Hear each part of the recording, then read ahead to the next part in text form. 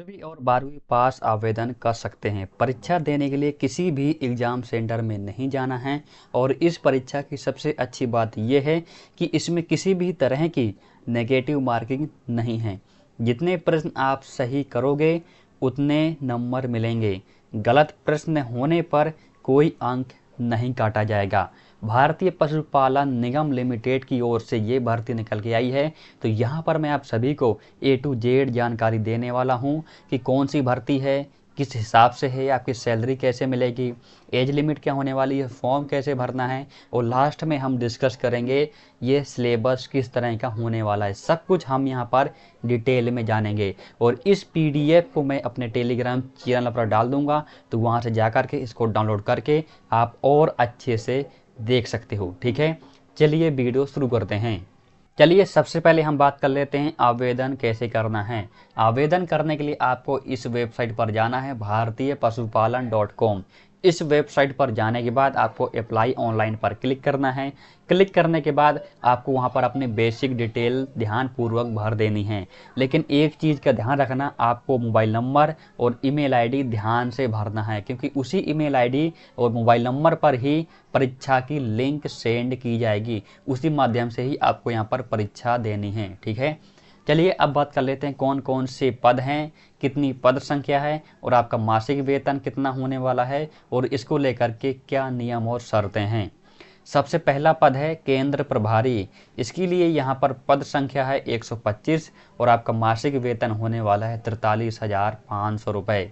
अगला है केंद्र विस्तार अधिकारी। इसको लेकर के यहाँ पर 250 पद संख्या है और 40,500 रुपये मासिक वेतन। केंद्र सहायक, यहाँ पर सबसे ज़्यादा पद हैं 750 और आपकी सैलरी होने वाली है 37,500 रुपये। ठीक है, चलिए अब बात कर लेते हैं इनको लेकर के क्या क्या नियम और शर्तें हैं। आवेदक विज्ञापित एक से अधिक पदों के लिए अलग अलग आवेदन प्रस्तुत करें। रिक्त पदों की संख्या में कमी या वृद्धि की जा सकती है। मतलब ये कहने का मतलब ये है कि जो यहाँ पर पद संख्या है इनको घटाया और बढ़ाया भी जा सकता है। ठीक है, अब यहाँ पर जो स्टार लगे हुए 2 टर्म्स एंड कंडीशन है इनको भी ध्यानपूर्वक आप पढ़ लीजिए। उपर्युक्त मासिक वेतन लाभ आपके कुल लक्ष्य के अनुसार आंकलित किया जाएगा। लक्ष्य अनुसार कार्य नहीं करने पर मासिक वेतन का भुगतान नियमानुसार अनुपातिक कटौती कर दिया जाएगा। मतलब ये कि यहाँ पर यदि आपका सिलेक्शन हो जाता है, जो आपको काम दिया जाएगा, जो आपके लक्ष्य होंगे, यदि आप उनको पूरा कर लेते हो तो आपको यहाँ पर पूरी सैलरी दी जाएगी। यदि आप लक्ष्य को पूरा नहीं कर पाते हो तो यहाँ पर आपकी सैलरी कट करके आएगी। ठीक है, अगला पॉइंट है उपर्युक्त मासिक वेतन के अलावा किसी भी प्रकार का अन्य भत्ता देय नहीं होगा। मतलब कहने का मतलब ये है कि सैलरी के अलावा आपको किसी भी तरह का भत्ता नहीं दिया जाएगा। लेकिन यहाँ पर एक भत्ता आपको दिया जाएगा जो कि मैं आपको आगे वीडियो में बताने वाला हूँ। अब यहाँ पर लिखा हुआ है नोट, निगम में 2 साल कार्यकाल पूरा होने के बाद विशेषाधिकार के रूप में यात्रा भत्ता, दैनिक भत्ता, आवास भत्ता आदि नियमानुसार दिया जाएगा। मतलब ये कि शुरू में आपको कोई भत्ता नहीं मिलेगा, लेकिन 2 साल पूरा होने के बाद आपको यहाँ पर सभी तरह के भत्ता मिलने लगेंगे। यात्रा भत्ता हो गया, दैनिक भत्ता हो गया, आवास भत्ता हो गया, ये सारी चीज़ें आपको आगे मिलने लगेंगी। ठीक है, चलिए अब बात कर लेते हैं पात्रता एवं शैक्षणिक योग्यता। ठीक है, सबसे पहला है केंद्र प्रभारी। भारत में विधि द्वारा स्थापित विश्वविद्यालय संस्था से किसी भी विषय में स्नातक, मतलब ये कि इस पद के लिए आपका स्नातक होना जरूरी है। दूसरा पद है केंद्र विस्तार अधिकारी। भारत में किसी भी मान्यता प्राप्त बोर्ड संस्था से किसी भी विषय में 12वीं उत्तीर्ण। मतलब ये कि इस पद के लिए केंद्र विस्तार अधिकारी के लिए आप 12वीं पास होने चाहिए। अगला पद है केंद्र सहायक। इसके लिए क्या है, भारत में किसी भी मान्यता प्राप्त बोर्ड संस्था से किसी भी विषय में 10वीं उत्तीर्ण।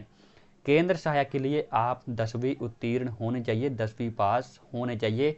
जैसे कि मैंने आपको वीडियो के शुरू में बताया था कि 10वीं और 12वीं पास वाले यहाँ पर आवेदन कर सकते हैं। लेकिन इन पदों की भर्ती के लिए कुछ अन्य योग्यताएं भी हैं।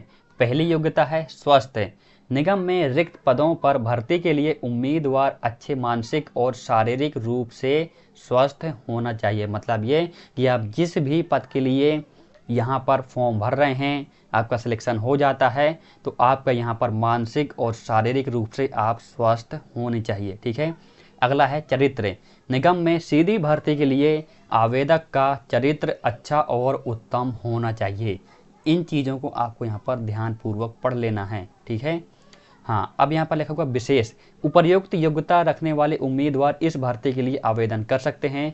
उम्मीदवार को चुनाव किए गए क्षेत्र में ही नियुक्ति का अवसर प्रदान किया जाएगा। मतलब ये कि आप जिस भी क्षेत्र से यहाँ पर फॉर्म भरोगे, जो भी क्षेत्र आप फॉर्म भरते समय डालोगे, आशा है कि नियुक्ति आपकी उसी क्षेत्र में की जाएगी। तो आपके पास बहुत अच्छा मौका है। ठीक है। चलिए अब बात कर लेते हैं आयु सीमा और आवेदन अंतिम तिथि के बारे में। ठीक है। सबसे पहला है केंद्र प्रभारी। मिनिमम एज आपकी 21 वर्ष होनी चाहिए, मैक्सिमम एज आपकी 40 वर्ष।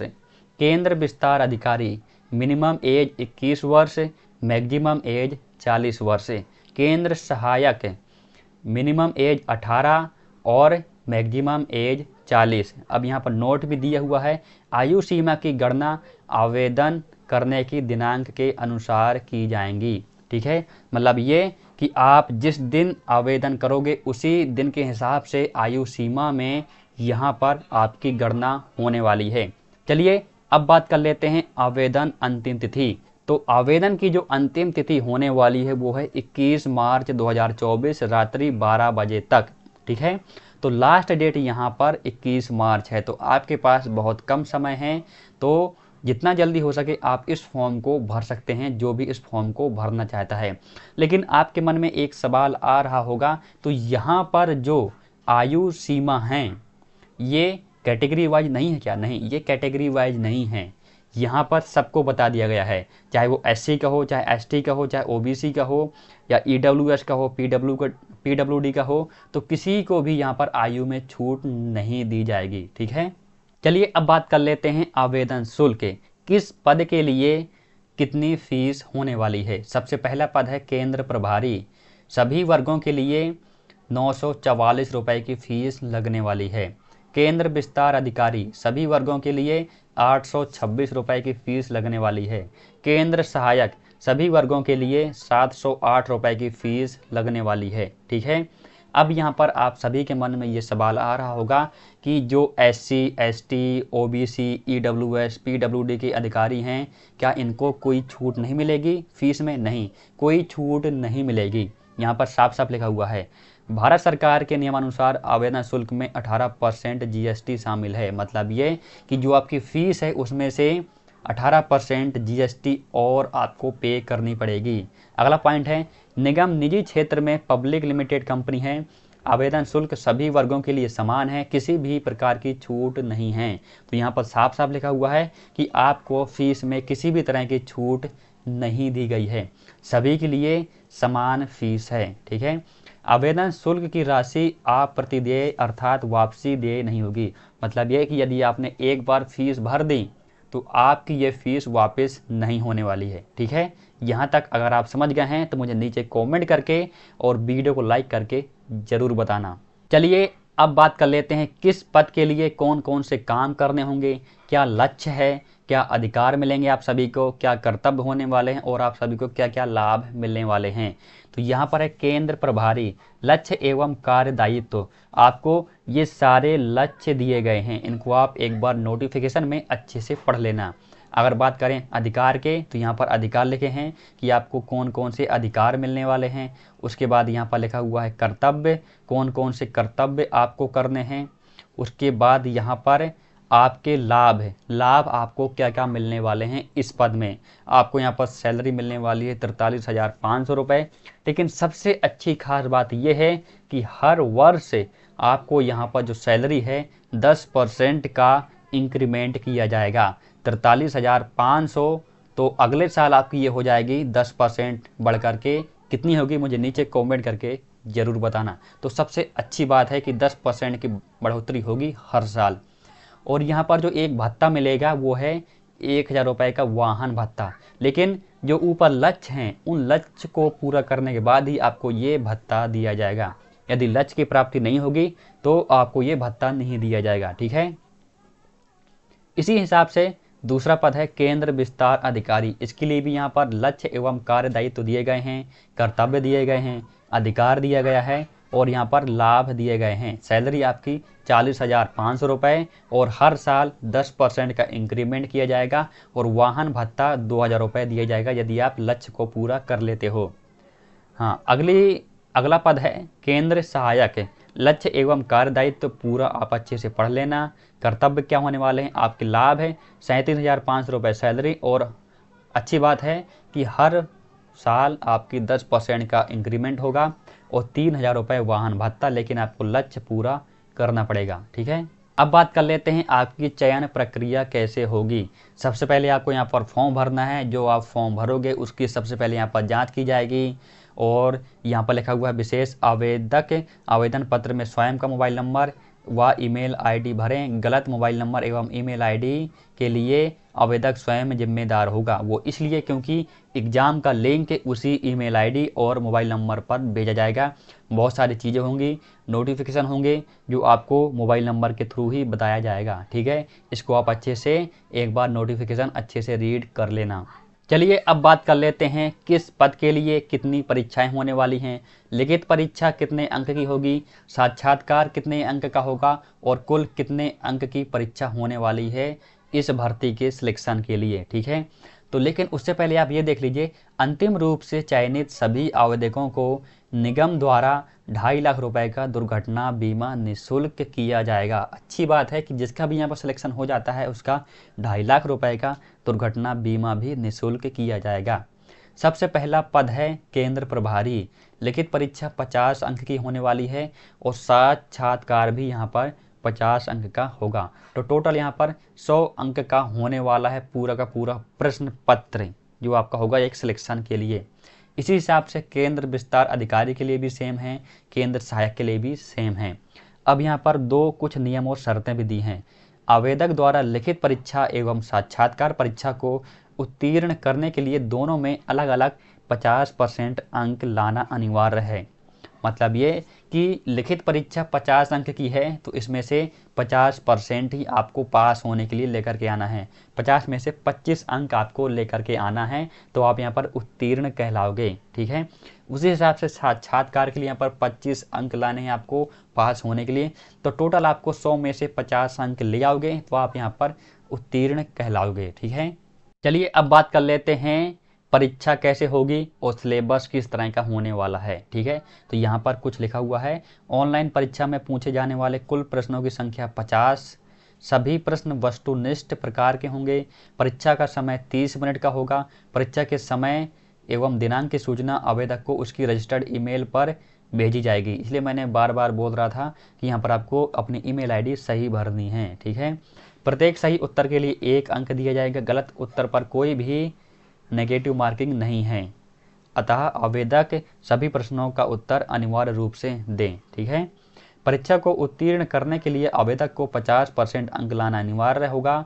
परीक्षा में क्वालिफाइंग या पासिंग मार्क्स में किसी भी प्रकार से कोई भी छूट व आरक्षण नहीं होगा। ठीक है, आपको मैंने अच्छे से यहाँ पर बता दिया है और बाकी ये चीज़ें आप नोटिफिकेशन में अच्छे से रीड कर लेना। ठीक है, और यहाँ पर भी सारी चीज़ें दी गई हैं कि यदि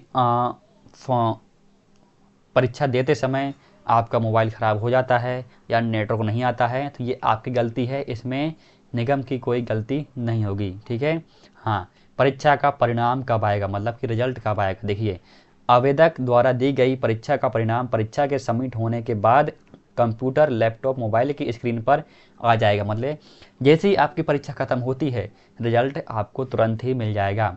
आवेदक द्वारा परिणाम का प्रिंट लिया जा सकेगा, आप चाहें तो उसका प्रिंट भी ले सकते हो। आवेदक की रजिस्टर्ड ईमेल पर परिणाम से संबंधित ईमेल भेजा जाएगा। आपको चिंता नहीं करनी है कि आपने परीक्षा दे दिया और आपको यहाँ पर रिजल्ट नहीं दिख रहा है, कोई बात नहीं, आपके ईमेल आईडी पर भी ये लिंक भेज दिया जाएगा और वो सारी जानकारी आपको बता देंगे कि आपका परिणाम कैसा है। चलिए अब बात कर लेते हैं कि ऑनलाइन परीक्षा का सिलेबस कैसा होने वाला है। अब यहाँ पर देख लीजिए, हिंदी के 8 प्रश्न आएंगे, अंग्रेजी के 8 प्रश्न आएंगे, गणित, तार्किक क्षमता, दैनिक विज्ञान, कंप्यूटर के मूलभूत सिद्धांत, इसके 10 प्रश्न आएंगे और टोटल समय 30 मिनट का होने वाला, मतलब कि आधे घंटे का समय मिलेगा आप सभी को। आधे घंटे के समय और 50 प्रश्न हैं, इसलिए ध्यान से करना। चलिए अब डिटेल में समझते हैं कि किस विषय के लिए क्या क्या पूछे जाएंगे पेपर में। जो हिंदी है इसमें मुहावरे, अलंकार, परिचय, शुद्ध वर्तनी, वाक्यांश के लिए एक शब्द, विलोम शब्द, समास, मतलब ये जो 10वीं लेवल तक का है, जो आपने 10वीं 12वीं में पढ़ा है उसी लेवल तक का यहाँ पर एग्जाम में आने वाला है। अंग्रेजी की बात करें तो एंटोनिम्स, सिनोनिम्स, सेंटेंस, कंप्लीशन, ये चीज़ें आएंगी। गणित के लिए प्रतिशत, लाभ और हानि, समय और दूरी, समय और काम, सरलीकरण, औसत, ये चीज़ें आएंगी। तार्किक क्षमता के लिए calendar, coding, decoding, analogy, directions, ये चीज़ें आने वाली हैं।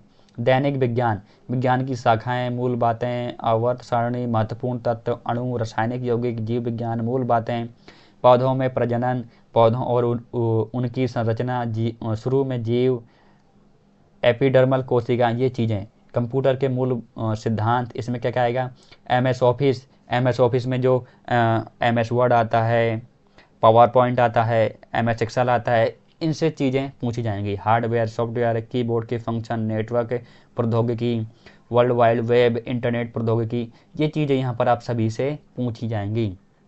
तो यहाँ पर मैं आप सभी को पूरी जानकारी दे दी है। यदि कोई सवाल रह जाता है तो मुझे नीचे कमेंट करके ज़रूर बताना। चलिए मिलते हैं अगली वीडियो में। यदि अभी तक आपने हमारे चैनल को सब्सक्राइब नहीं किया है तो प्लीज़ सब्सक्राइब करिए और बेल आइकन को ज़रूर क्लिक कर देना, क्योंकि इस तरह की वीडियो मैं आप सभी को लाता रहता हूँ। सिलेबस से लेकर के कोई आपको जानकारी चाहिए तो मुझे नीचे कमेंट करके ज़रूर बताना, और ये PDF मैं अपने टेलीग्राम चैनल पर डाल दूंगा, तो वहाँ से जाकर के आप अच्छे से रीड कर लेना। उसके बाद ही आपको यहाँ पर फॉर्म भरना है। ठीक है, चलिए मिलते हैं अगली वीडियो में। बहुत बहुत धन्यवाद।